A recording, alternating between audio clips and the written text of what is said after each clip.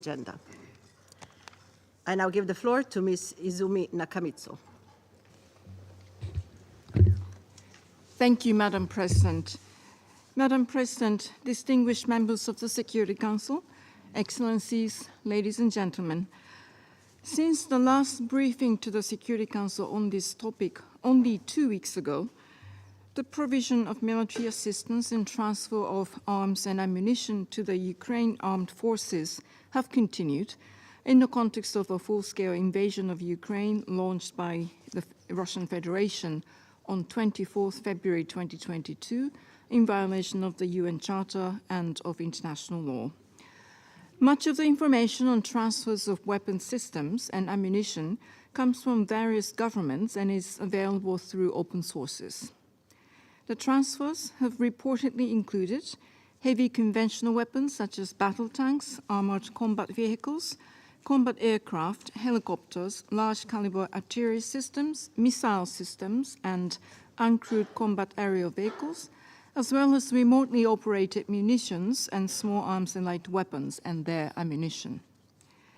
There have also been reports of states transferring or planning to transfer weapons such as uncrewed aerial vehicles, ballistic missiles, and ammunition to the Russian armed forces, and that those weapons have been used and are likely to be used in Ukraine. Needless to say, any transfer of weapons and ammunition must be compliant with applicable international legal framework, including, of course, relevant Security Council resolutions, which in certain instances impose sanctions and restrictive measures on such transfers. Reports related to the use and transfer of cluster munitions since the beginning of the conflict and the widespread contamination with mines and explosive remnants of war in Ukraine are deeply concerning. The universal participation in and the full implementation of the Convention on the Prohibition of the Use, Stockpiling, Production, and Transfer of Anti-Personnel Mines, and on their destruction, the Convention on Cluster Munitions, and the Convention on Prohibitions or Restrictions on the Use of Certain Conventional Weapons must remain a priority. I call on all states to abide by their international humanitarian law obligations and to become parties as a matter of priority to disarmament treaties and complying with obligations therein. Compliance with those obligations is crucial in preventing the causing of unnecessary suffering or superfluous injury to persons and in protecting civilians.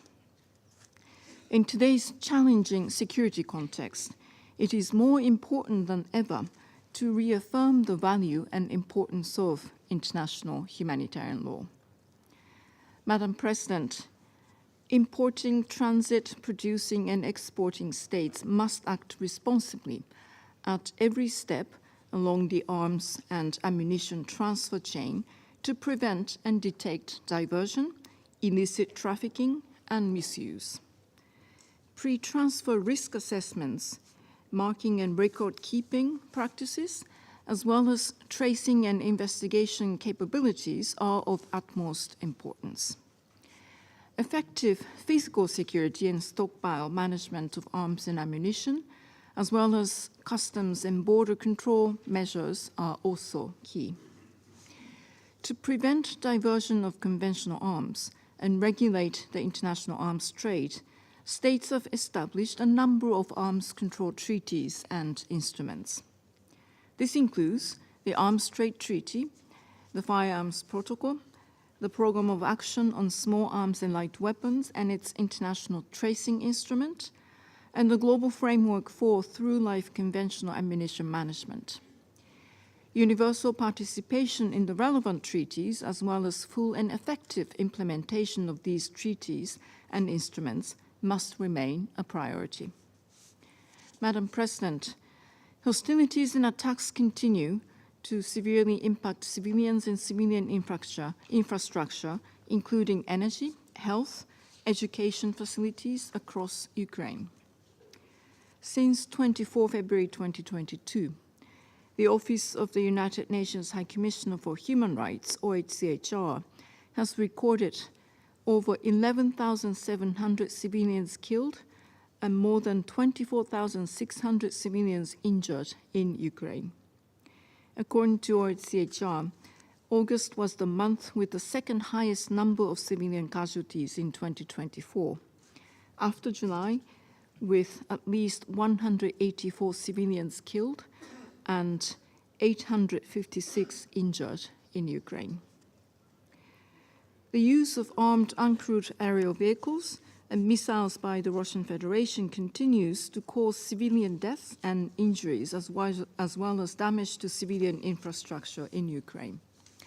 In addition, there have also been reports of a number of cross-border strikes using missiles and uncrewed aerial vehicles by Ukraine inside the Russian Federation, with some resulting in civilian casualties and damage to civilian objects. Armed uncrewed aerial vehicles and missiles must not be used in a manner inconsistent with international humanitarian law. The use of explosive weapons in populated areas should be avoided. Their use continues to kill and injure thousands of civilians, including children.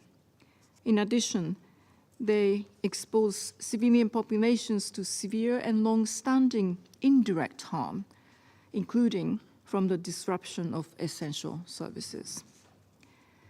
The continued and intensified attacks affecting civilians and civilian infrastructure are deeply concerning.